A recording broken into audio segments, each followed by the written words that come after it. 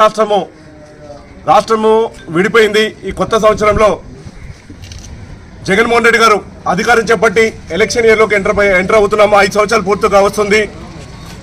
మరో 2 నెలల్లో అధికారం ముగినుంది, ఎలక్షన్ రాబోతుంది. అయితే జగన్మోహన్ రెడ్డి గారు పాదయాత్ర చేపించేటప్పుడు ఎన్నో హామీలు ఇచ్చారు.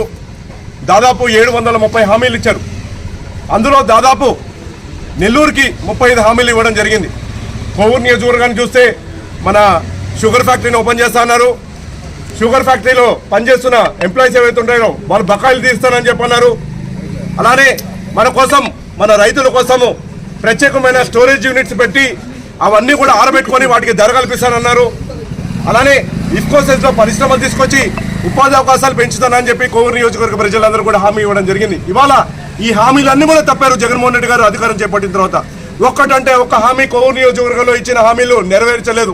అలానే నెల్లూరు జిల్లాకు మనం చూస్తే 35 హామీలు ఇస్తే అందులో కేవలం ఒక్క హామీ మాత్రమే నెరవేర్చారు.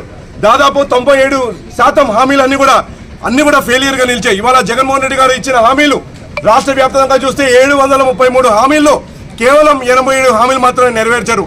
నవరత్నాలు కానివ్వండి, పాదయాత్రలు ఇచ్చిన హామీలు కానివ్వండి, ఇవన్నీ కూడా ఏవి కూడా నెరవేర్చకుండా ఇవాళ నవరత్నాలు మోసాలుగా నిలుస్తున్నాయి.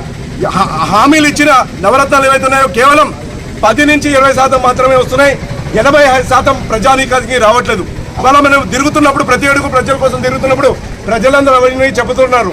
ఇవాళ మనంగా చెప్పాల్సిన అవసరం లేదు. ఇవాళ అధికార పార్టీ ఎలా ఉందంటే మునిగిపోయే పడవలాగుంది. అక్కడి నుంచి ఎమ్మెల్యేలందరూ కూడా బయటకు వచ్చేస్తున్నారు.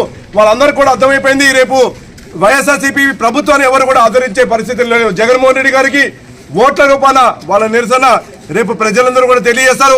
ఇవాళ జాగ్రత్త పడుతున్న వాళ్ళందరూ కూడా దూకుతున్నారు.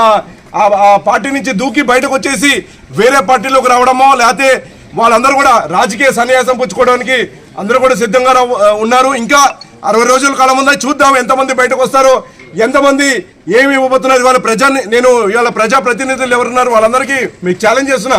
మీకు దమ్ము ధైర్యం అంటే ఇవాళ ప్రజల్ని కొరకు వచ్చి వాళ్ళ సమస్యలు పరిష్కరించండి. మిమ్మల్ని రేపు తిరగదనే రోజులు దగ్గరలో ఉన్నాయి. ఖచ్చితంగా రేపు బుద్ధి చెప్పబోతున్నారు. ఇవాళ కోవూరు నియోజకవర్గంలో ఇంకొక ప్రధాన సమస్య ఉంది. మన ఎమ్మెల్యే ప్రసన్న కుమార్ రెడ్డి గారు చెప్పుకుంటూ ఉంటారు, నేను 6 సార్లు ఎమ్మెల్యే అని చెప్పి. కోవూరు నియోజకవర్గం ప్రధానంగా రైతు ఆధారిత ప్రాంతము. ఇవాళ మనకి మొన్న ఎలువలు వచ్చాయి, మీచం తుఫాన్, తద్వారా అందరూ కూడా పంట పొలాలన్నీ డ్యామేజ్ అయ్యాయి. అన్ని కూడా మళ్ళీ నాట్లే